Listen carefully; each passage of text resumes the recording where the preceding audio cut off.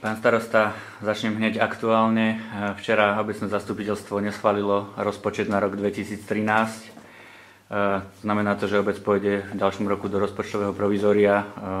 Aké boli vaše pocity v zápätí, ako ste zistili, že rozpočet neprešiel? Pocity sú veľmi zlé, poviem miernejšie zmiešané.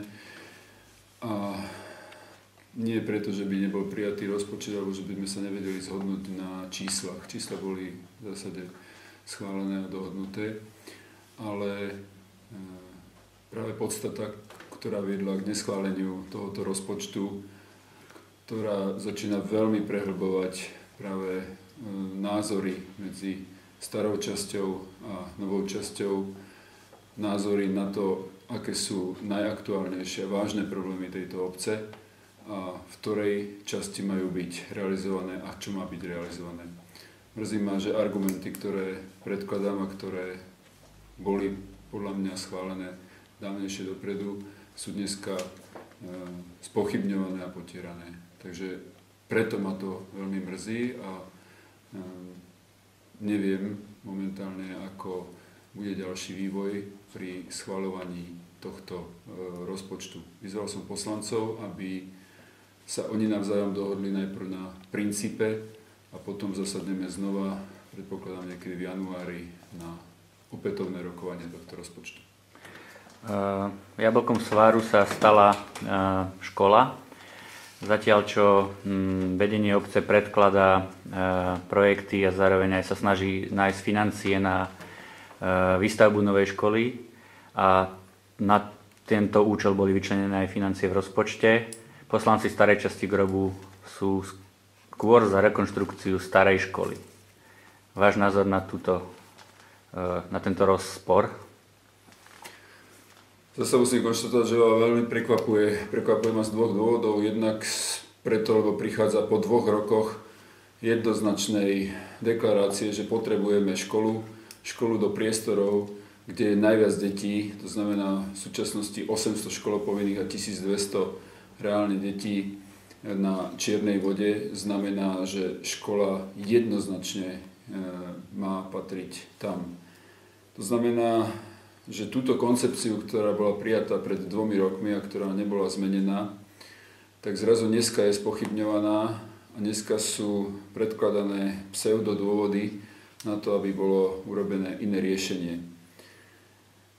Čiže dôvodom, ktorý ma fakt prekvapil, je to, že sa k tomu vraciame a spochybňuje koncepciu, ktorá bola prijatá a zároveň argumenty, ktoré nie sú absolútne odborné, ktoré nemajú nič spoločné s racionálnym riešením problematiky tejto obce.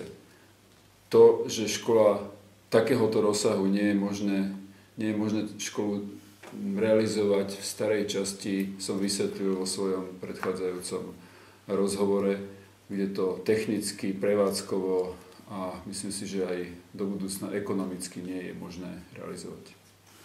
Včerajšia situácia v obecnom zastupiteľstve ukázala, že zastupiteľstvo a vlastne aj táto obec je v nejakej patovej situácii. 5 poslancov zastupuje nejakých 1700 ľudí a 5 poslancov rovnaký počet zastupuje o 1000 viac ľudí. Ako vidíte ďalší vývoj? Dá sa v takejto patovej situácii vôbec riadiť obec a smerovať ju k rozvoju?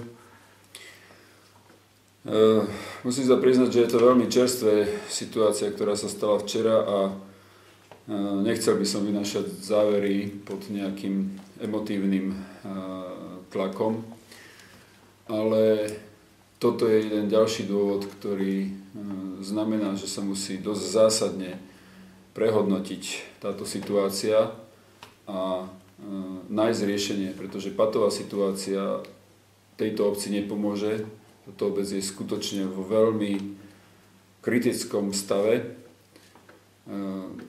Od financií počnúť až po samotnú realizácii mnohých vecí, ktoré je nutné urobiť. A pokiaľ začneme to posudzovať vždy z nejakého, poviem, pseudopolitického hľadiska, tak skutočne nepomôžeme tejto obci a nepomôžeme obyvateľom obce v ich záujme a v ich potrebách. Je nutné, aby poslanci našli nejaké kompromis a nejaké riešenia a aby argumenty, ktoré sú jednoznačne položené, boli aj brané v úvahu. A pokiaľ niekto s nimi nesúhlasí, tak nemôže alebo len povedať, že nesúhlasí, ale nepovie ďalšie riešenie, alebo sa zdrží hlasovania a takisto nepovie ako ďalej. Nemôže ostať mnoho rozhodnutí len nedopovedaných, ale musí sa hľadať riešenie. A pokiaľ to poslanci nenajdú, tak áno, obávam sa, že to veľmi, veľmi neprospeje tejto obci. Včera bolo schválené aj Všeobecné záväzné nariadenie o poplatkoch za komunálny odpad, ktoré zavádza takú novinku, príspevok na zveľaďovanie životného prostredia, nakladanie s komunálnymi odpadmi a zároveň sa zvyšuje cena. Môžete vysvetliť, o čo tam ide? Princíp je v tom, že zvyšujeme poplatky globálne pre všetkých, avšak pre obyvateľov, ktorí majú, alebo poplatníkov, ktorí majú trvalé bývanie, sú prihlásení na trvalý pobyt v tejto obci, znižujeme na pôvodnú výšku, teda o 50% stiahujeme dole. Nemusia sa nikde prihlasovať, nemusí sa to riešiť nejakými dodatočnými administratívnymi konaniami, bude to automaticky riešené ako príspevok, ktorý sa im dáva na to, aby sa zachovalo životné prostredie, aby sa mali možnosť vlastne k nemu prispieť. Priznám sa, že toto opatrenie je aj z dôvodu ako jeden z možností riešenia postupného naplňania počtu obyvateľov prihlásených na trvalý pobyt, pretože táto problematika je pre túto obec veľmi dôležitá a rozhodujúca pri riešení finančnej situácie, pretože okolo 2000 obyvateľov nie je prihlásený na trvalý pobyt, aj keď som vysvetlil dôvody, že niektoré chápem, napriek tomu majú možnosť aj iným spôsobom pomôcť tejto obci. A týchto 2000 obyvateľov znamená výpadok z príjmu obce okolo 450 až 500 000, za ktoré by skutočne bolo možné začať realizovať či už niektoré dielčie problémy obce, ale predovšetkým školskú problematiku. Poďme teraz trošku do minulosti. V týchto dňoch práve uplynula polovica vášho volebného obdobia. Prešli 2 roky, odkedy ste boli zvolení do funkcie starostu obce. A je možno taký čas na bilancovanie. Keď sa na to pozriete, môžete povedať najskôr také vaše pozitívne zistenia a kroky, ktoré sa vám podarili urobiť, a potom skôr zase také negatíva, ktoré ste v tej pozícii starostu za to obdobie zistili. No, hneď na začiatku poviem, že samozrejme mám pripravené aj nejakú bilanciu, aj písomne, a chcem ju aj zverejniť, ale skutočne to obrovské množstvo práce mi nedovoluje, aby som si sadol a aby som nejako to zhrňal. A zároveň mi aj ľúto toho času, aby som vypisoval niečo, čo sa udialo, len preto, aby to bolo na papieri. Avšak zrejme to asi treba urobiť. Ale ja som skôr povahovo skôr človek činu a snažím sa veci riešiť, než o nich písať a než o nich rozprávať. Ale keď už ste mi položil takúto otázku, tak to skúsim veľmi, veľmi stručne, len v nejakých zónach a oblastiach. Na začiatku poviem, že predpokladal som, že to bude dosť v ťažkom stave a dosť zložitej situácii táto obec po predchádzajúcej 10-ročnej devastácii a nekoncepčného rozvoja. Ale že to bude až tak strašnom stave a v tak zlom stave, to som skutočne nepredpokladal. A preto niektoré plány a koncepcie, ktoré sme si na začiatku dali, ale ktoré som aj ja mal predstavu, že sa pohnú ďalej, tak nemôžu mať jednak taký rýchly spád, a niektorým sme sa skutočne ešte ani nedostali pre to, lebo sme museli riešiť množstvo operatívnych záležitostí. Ale z tých pozitívnych, aj keď ich nie je veľmi vidieť na povrchu, ale musím znova zdôrazňovať, že sa jedná o základné potreby, aby obec vôbec fungovala. A to bola stabilizácia obecného úradu, jej personálne zloženie, štruktúra obecného úradu, s tým spojená aj nejaké priestorové riešenia. Toto bolo nutné urobiť preto, lebo na tejto obci neboli zabezpečené niektoré oblasti riešenia, čo je školstvo, kultúra, šport. Bolo nedostatočne riešené, vôbec nebolo komu prideliť riešenie fondov, nebolo tu zabezpečený chod stavebného úradu na takej úrovni, ktorý si skutočne tento náš rozvoj obce vyžaduje. Je poddimenzované právne oddelenie alebo právne riešenie problematiky a mnoho iných vecí, ktoré ma zabrzdili a musel som sa zastaviť riešením obce, ale najprv sme museli vyriešiť túto personálnu štruktúru obecného úradu a s tým aj určité priestorové riešenia. Sami poznáte, tí, čo navštívite obecný úrad, že napríklad front office skutočne znamenal iný prístup a inú dimenziu na kontakt s občanmi. Takisto prepracovanie celej webovej stránky, informatiku, ktorú ponúkame občanom, bohužiaľ nie je veľmi využívanú v takom rozsahu, jak má predstavu, ale je pripravená tak, že sme operatívne schopní ich informovať v podstate online. Toto boli ďalším oddelením, ktoré bolo nutné prepracovať, jednoznačne bolo oddelenie prevádzky, ktoré bolo v nedôstojných podmienkach, pracovali títo ľudia a tým, že pracovali len na vode a kanalizácie, tak nebol čas na úpravu a sústredenie sa na ďalších priestorov na obci, či už kosenie, svietenie, úprava chodníkov a zariadení, ktoré skutočne kolabovali, ale nebol na to priestor.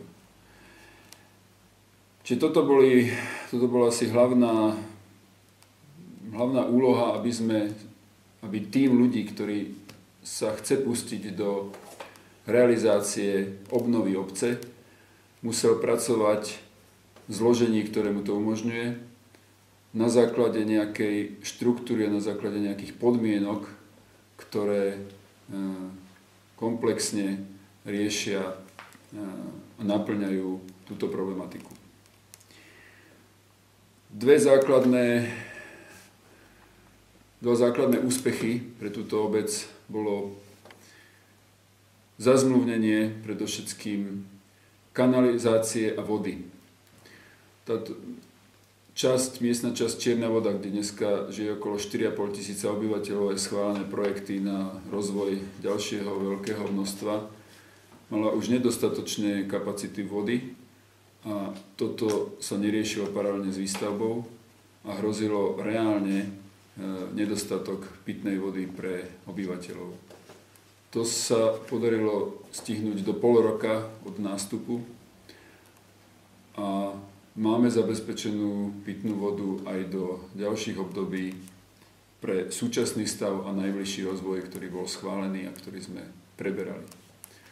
Podobne je to aj s kanalizáciou, ktorá je vo veľmi ťažkom stave a nemali sme absolútne zabezpečené situácie pre havarijný stav, ktorý už nám dvakrát nastal počas tohto obdobia.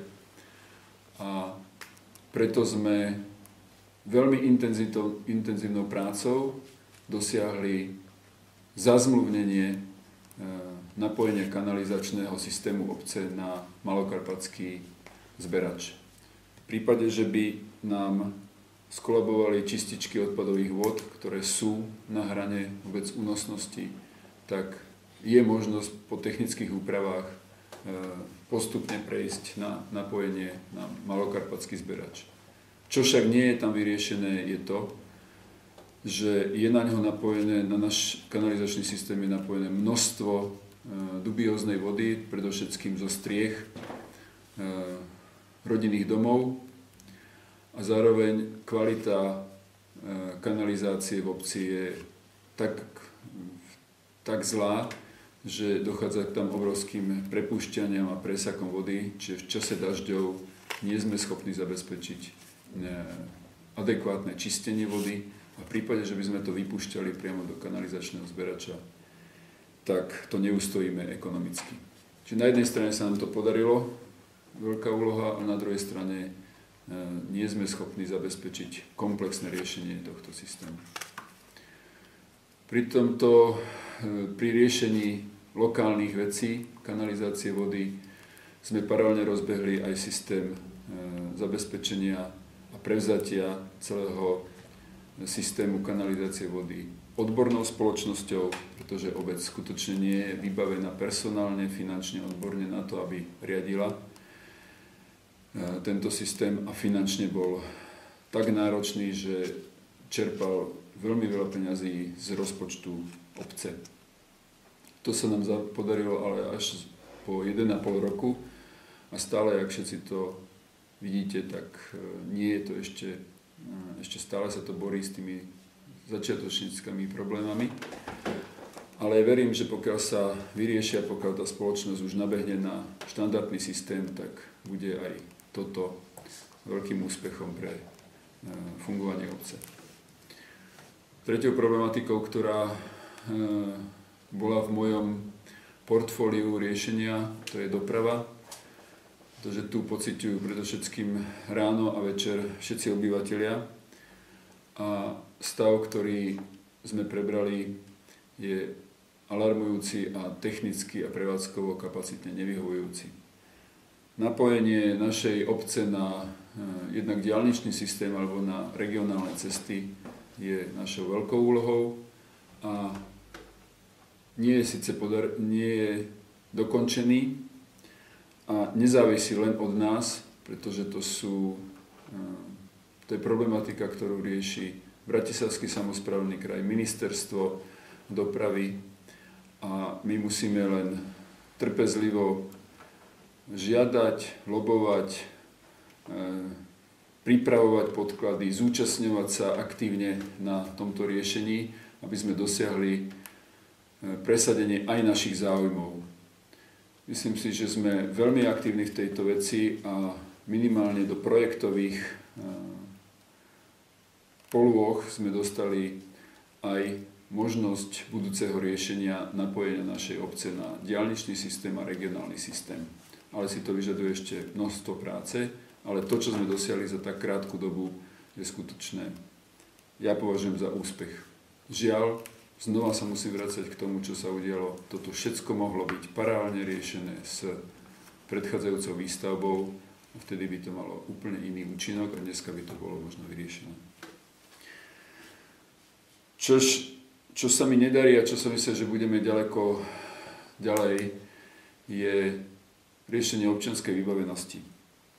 Napriek enormnej snahe, aj preto, lebo to považujem aspoň za jedinú vec, ktorá je tu koncepčná, ktorá je tu kreatívna, je budovanie centrálnej časti, či už Čiernej Vody, ale predovšetkým výstavba školských zariadení a hlavne školy. Máme tu takéto množstvo detí a nemáme školu a nie je to len otázka, aby tam dochádzali deti čo najbližšie, aby rodičia nemuseli každý deň 750 detí odvážať, ale je to aj otázka pozitívneho vzťahu k obci a vytvárania vzťahu detí, poznanie nových kamarátov. Toto mám ako veľmi výraznú úlohu a preto ma aj mrzí, že začína sa spochybňovať koncepcia táto na tom zastupiteľstve, a čo môže zásadne zbrzdiť riešenie tejto problematiky. Čo ma teší v ďalšej oblasti je, že sme nabehli na separovaný zber.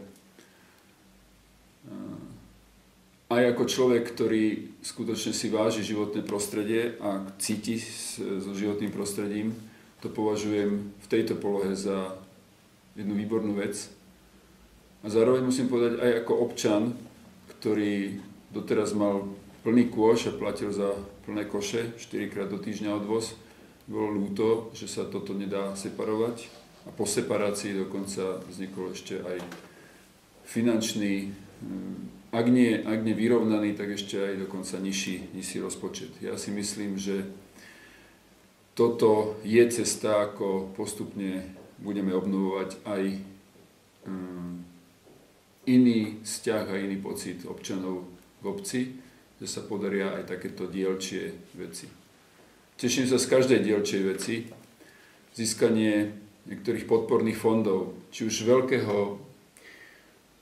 veľké investície na rekonštrukciu námestia, chodníkov, verejného osvetlenia a popri tom ešte aj rozhlasu v starej časti, ale aj dielčích vecí ako detský ihrisk, ktoré sme získali od rôznych nadácií, či už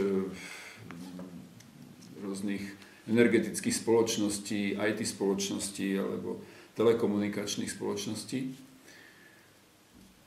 A mohli sme obnovovať niektorú občiansku vybavenosť. Že sme osadili v poslednom čase autobusové zástavky, vysadili niekoľko stromov a urobili skutočne veci, ktoré už je aj vidieť. Možno pripomeniem, že ďalšími vecami, ktoré ešte zatiaľ nie je vidieť, ale bude ich vidieť, je aj osadenie bankomatu v budove obecného úradu, ktorý bude slúžiť všetkým obyvateľom, a aj zriadenie priamej linky medzi obcov Chorvátsky Grob a okresným mestom Senec, ktorá tu doteraz nebola. Pravím, tých vecí je veľa, niektoré skutočne ani si možno takto nespomínam v takom krátkom rozhovore a možno, že aj vďaka tomu, že ľudia, ktorí pracujú na tomto úrade a ktorí dostali odo mňa dôveru a zároveň aj samostatnosť, ale aj zodpovednosť za svoju prácu, robia svoju prácu tak kvalitne, že kedy ani neviem, že fungujú, existujú a že aj toto, čo robia dobré, tak sa mi nedostane do povedomia. Toto ma skutočne tiež teší. Ďalšou oblasťou, ktorú od začiatku sa snažíme presadiť, je aj zmena územného plánu, alebo teda aktualizácia územného plánu, pretože so zmenou je to dosť ťažké. Bolo tu schválené tak obrovský rozvoj, že už pomaly nie je kam a nie je kde. Ale my musíme analyzovať, čo všetko sa tu udialo, čo je v akej platnosti a aktuálnosti z tých schválených rozvojových lokalít. Musíme urobiť revíziu územno-plánovacej dokumentácie tak, aby sme vedeli definovať, ako ďalej. Ako ďalej v tejto obci pri jej rozvoji, ale nie len nakresliť samotný rozvoj a zakresliť ďalšie a ďalšie plochy, ale aj definovať, za akých podmienok sa to má udiať, za akých časových podmienok, za akých regulatívov, tak, aby bolo komplexný rozvoj tejto obce a nie to, čo sa dialo doteraz, nekoordinovaný, jednostranný, jednofunkčný rozvoj, ktorý nezabezpečoval komplexné bývanie. Toto očakávame, že územný plán bude definovať a bude to zákon, na základe ktorého bude ďalej sa táto obec rozvíjať. Opýtam sa možno tak trochu neformálne. Vašu pozíciu, ktorej pracujete pre obec, je to naozaj starosta, alebo je to skôr krízový manažer tejto obci konkrétne?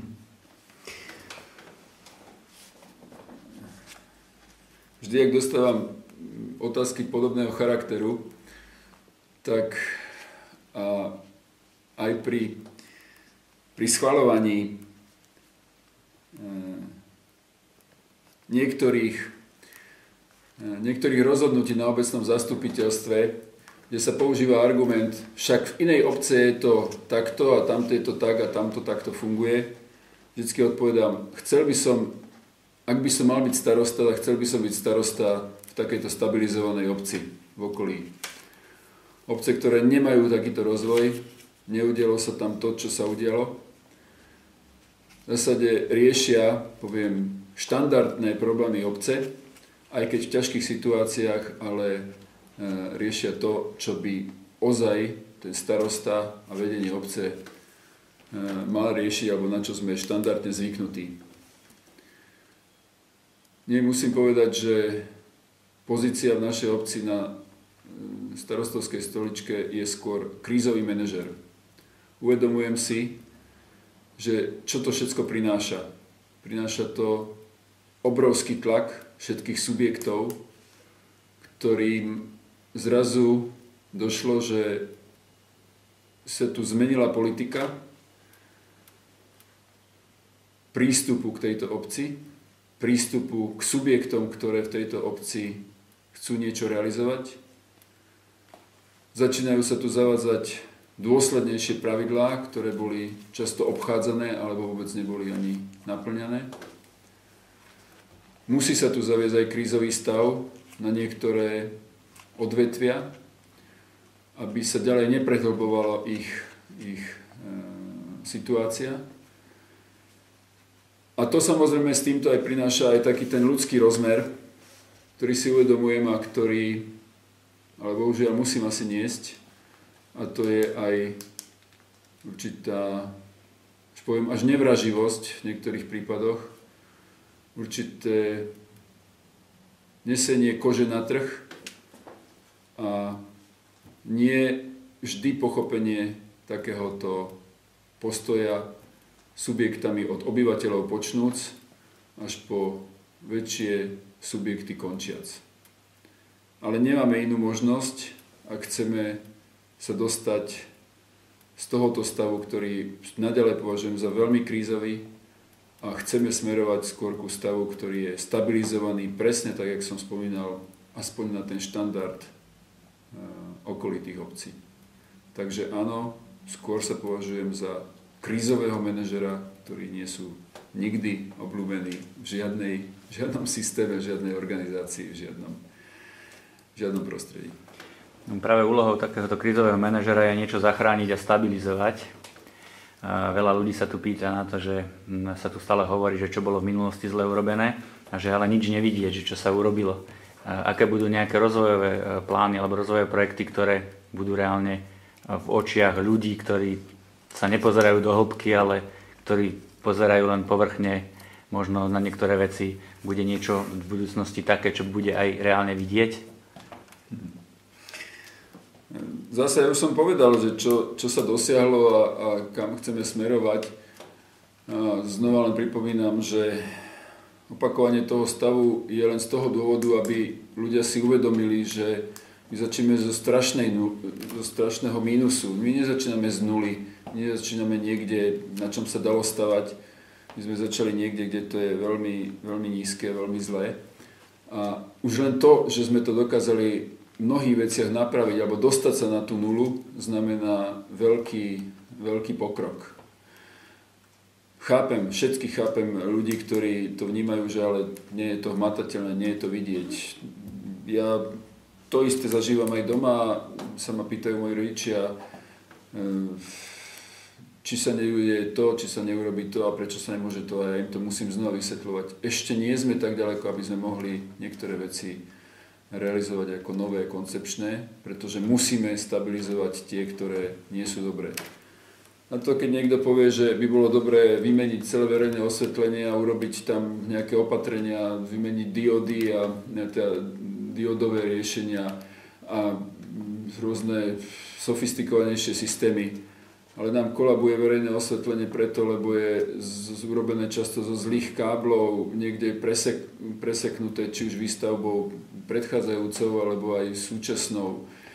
Niekde musíme miesto nejakej obnovy, musíme hľadať príčiny nesvietenia.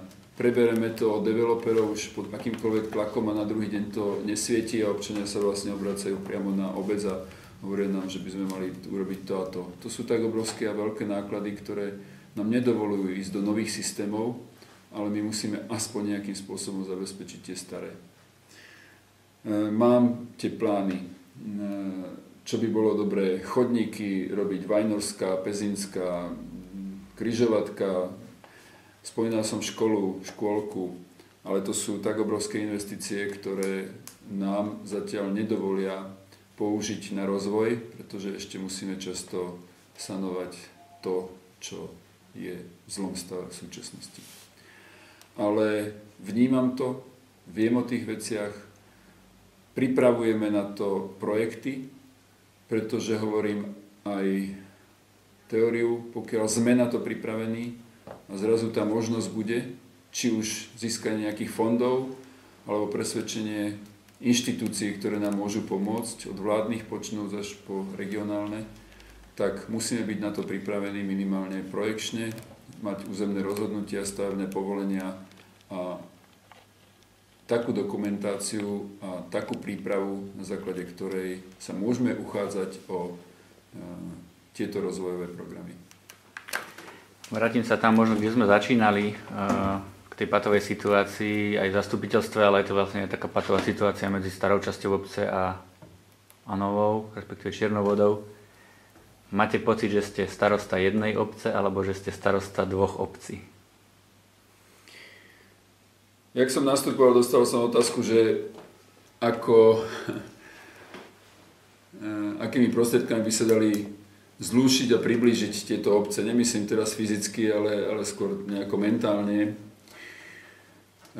Hovoril som o tom, že by každá mala mať svoj charakter, ktorý by určitým spôsobom doplňal jednu alebo druhú časť.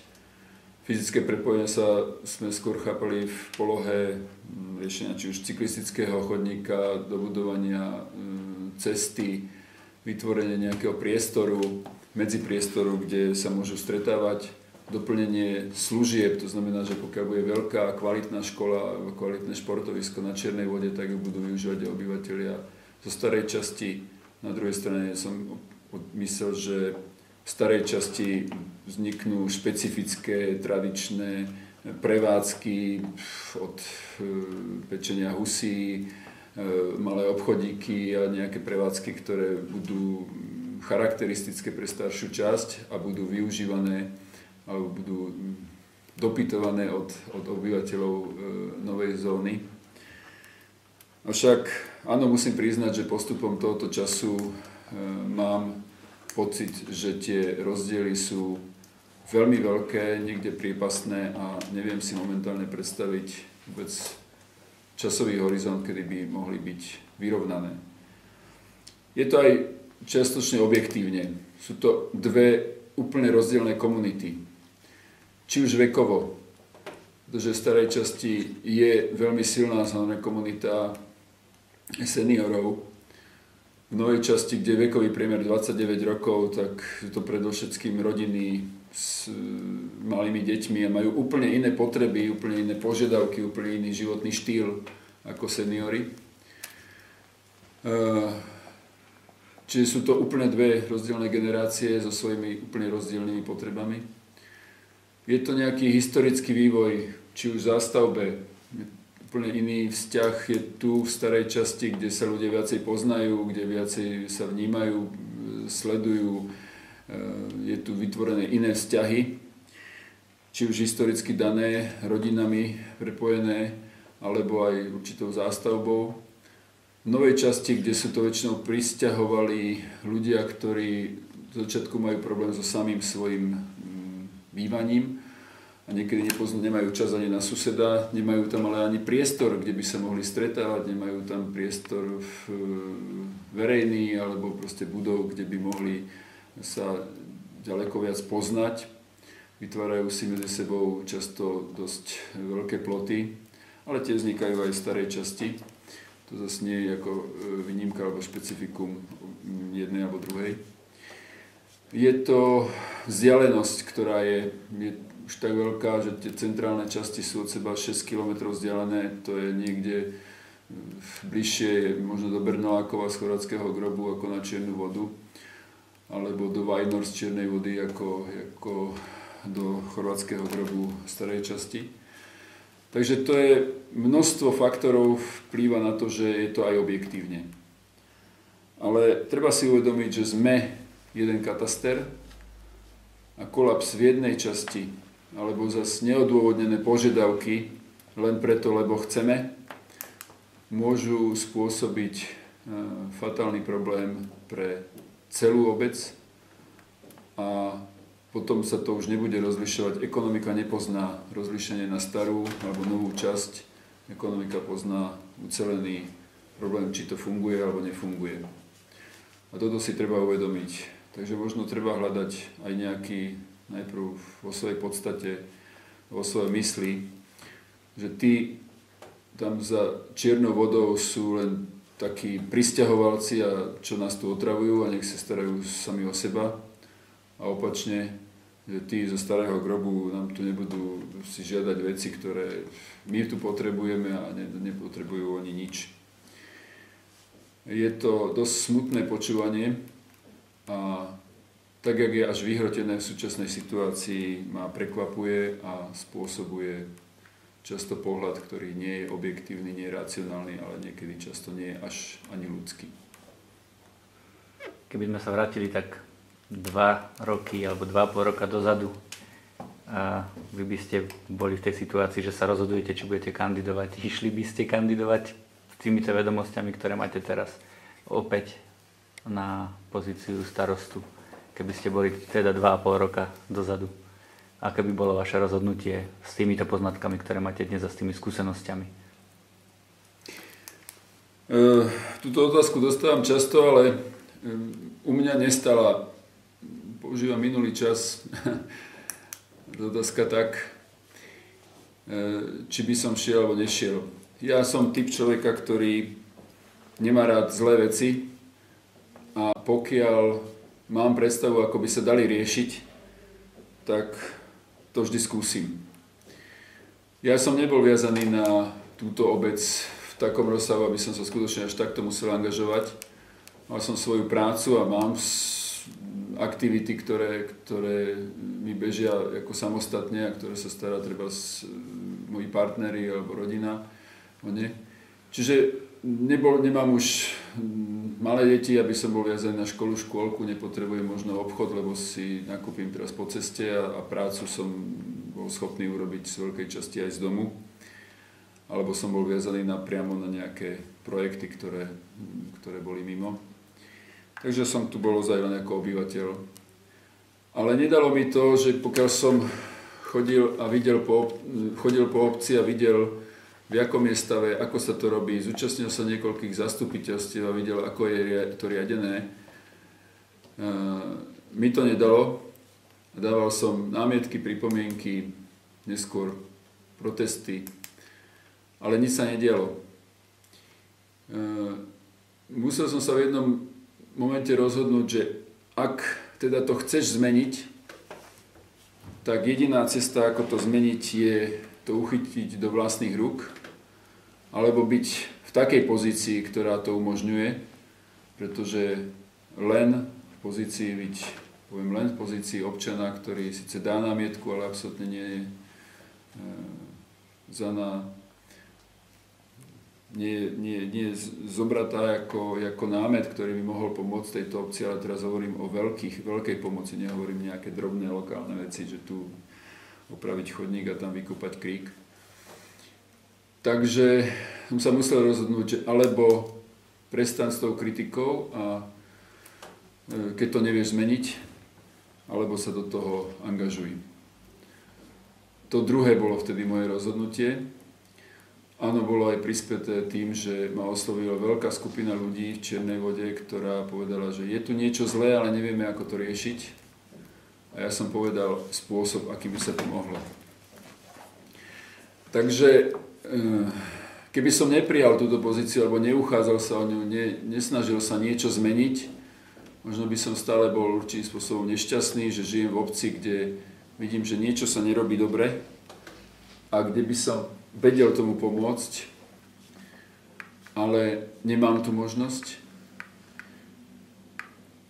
tak som sa rozhodol skôr pre túto alternatívu, že na nejaké obdobie to skúsim a skúsim tomu pomôcť. Či po tom všetkom, čo som zažil aj ako sme dnes, a áno, musím povedať, že toto posledné zastupiteľstvo môže byť prelomové v mojom rozhodovaní, tak neviem jednoznačne odpovedať na otázku, ako ďalej a aký bude môj postoj k ďalšiemu vývoju. Ste z tejto situácie znechutení? Áno. Vzhľadom na to, ako množstvo práce, koľko času venujete obci, dá sa povedať, že ste aj unavení, vyčerpaní z toho všetkého? To musím priznať, že v živote som nebol tak unavený, a to v tomto prípade nie len z toho množstva práce, z toho obrovského rozsahu. To znamená, že musíte rozumieť problematike elektrike, vody, kanalizácie, naučiť sa poznať problematiku tvorby a udržiavania vchodu mesta, sídla. Poznať ďalej aj politiku v jej zákonitostiach, ktoré sú dané, ale aj politiku v tej zákonitostiach, ktoré sú také vedľajšie, tie diplomatické, strategické. Riešiť problematiku personálnu od ľudí na obecnom úrade, ale až po komunikáciu s obyvateľmi. Jednanie s vyššími územnými celkami a úradmi. Čiže tá škála je skutočne veľmi široká a tej práce práve na 100 obce je obrovské množstvo. A ja som skôr človek, ktorý ešte si pridá, lebo chcem, aby sa aj niečo rozvíjalo, nielen niečo udržiavalo. Ale predovšetkým, čo ma obrovsky unavuje, pretože množstvo práce som už zažil na mnohých projektoch veľa, kde som v noci nespávali a robili sme skutočne na hranu únosnosti. Toho sa nebojím. A vždy mi pri každom projekte ma hnal dopredu a ma motivoval pocit, že niečo sa ďalej buduje, že niečo sa stavia, že niečo ide ďalej. To je proste pocit, ktorý si potrebuje každý človek a ktorý ho vždy teší, že si vytvorí nejaký možno lepší domov a znova si urobí si krajšiu záhradu a troška sa niečo deje aj na námestí a tak ďalej. A to ho motivuje. Mňa skutočne veľmi deprimuje a utláča a z toho je tá veľká únava, že je množstvo vecí, ktoré neviem ovplyvniť a sú závislé od prístupu mnohých ľudí, ktorí to vnímajú veľmi, veľmi negatívne často a je to, najviac ma ubíjajú skôr konania, ktoré sú neracionálne, ktoré sú, jak to my nazývame, lebo medveď, alebo len preto, že nechcú, aby to nejako išlo ináč. Naprávanie obrovského množstva nezmyselných rozhodnutí, niekde až skutočne na hrane zákona, niekde aj za ňou, ktoré boli urobené a my si ich teraz musíme ich znášať a musíme ich opravovať. Čiže stále sa len s niečím boríme, niečo opravujeme, s niečím bojujeme, bohužiaľ aj s vlastnými ľuďmi, aby sme im vysvetľovali, že musí to byť ináč so subjektami. A to je asi tá najťažšia úloha v tejto pozícii a tá človeka najviac ubíja a tá človeka najviac unavuje a tá človeku dáva práve tie otázky, ktoré ste mi dal predtým, že či a za akú cenu to je a za akú cenu to stojí. Áno, tak mi položila otázku jedna študentka, ktorí tu boli v našej obci, sa spýtať, ako toto funguje, lebo si to vybrali ako dobrý príklad zlého riešenia našu obec. Povedala, že čo ma motivuje, aby som každé ráno vstal a išiel znova na úrad.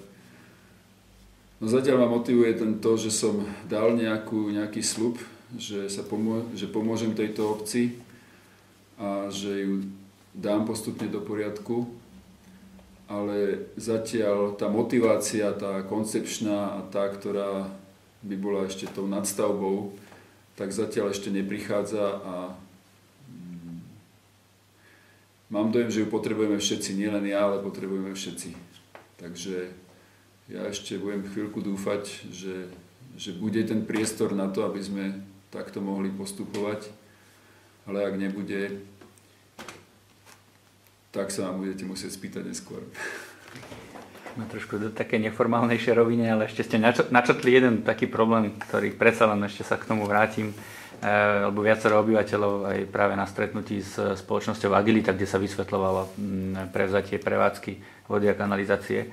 A keď sa vysvetľovalo, v akej situácii je obec, a to nie je len čo sa týka vody, kanalizácie, to sú aj iné oblasti, kde sa spôsobili mnohokrát aj porušenia zákonov a spôsobili sa škody, na ktoré teraz dopláca aj finančne obec, a to znamená, že aj obyvateľia, tak mnohí obyvateľia tam požadovali, aby boli potrestaní tí vinníci.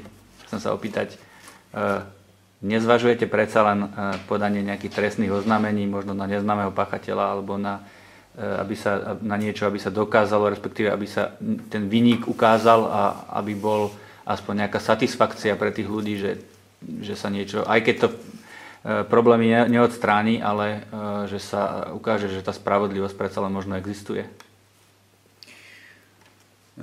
Veľmi rád by som to urobil a mal som aj túto ambíciu na začiatku, ale to sú veľmi chôstivé veci na to, aby sme sa do nich mohli pustiť nejako bezhlavo, ale nejako emotívne, že toto sa stalo, tak kto je za to zodpovedný. Racionálne som sa pozrel na tie veci aj z toho pohľadu, že jednoznačne dokázať a pri našom systéme súdnictva a legislatívy, že to bol úmysel, že to bolo v stave, kde sa jednoznačne dá preukázať, že to niekto urobil úmyselne alebo hrubým zanedbaním svojich povinností, je tak obrovská práca, ako naprávať tieto veci, pretože nič nezískame tým, že by sme nakoniec toho niekoho poukázali na neho prstom, že to urobil. A nám to nezmení vôbec nič. Proste tá voda bude stále v takom stave, kanalizácia bude v takom stave, školu stále nemáme. A my musíme paralelne popri tom aj robiť tieto veci.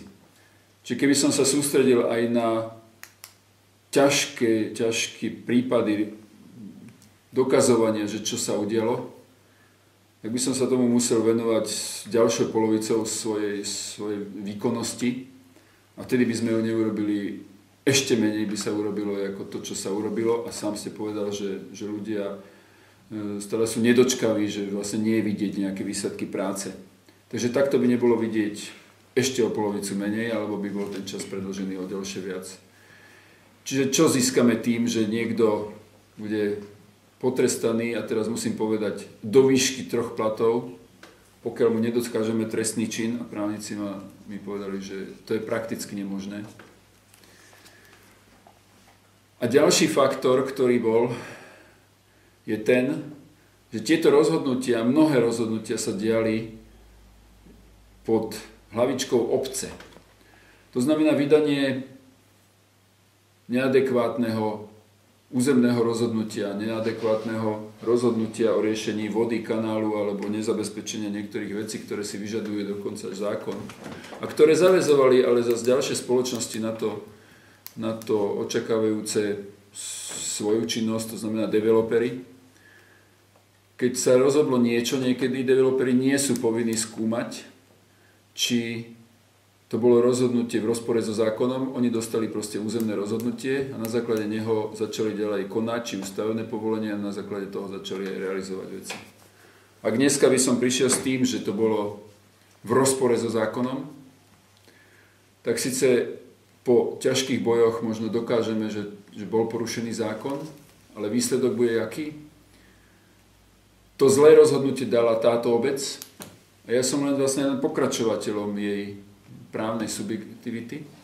A ja som len jej predstaviteľom, Čiže ja by som vlastne napadol rozhodnutie vlastnej obce a všetky dôsledky z toho vyplývajúce, to znamená škody, ktoré by boli takto spôsobené subjektom, by vlastne musela hradiť obec.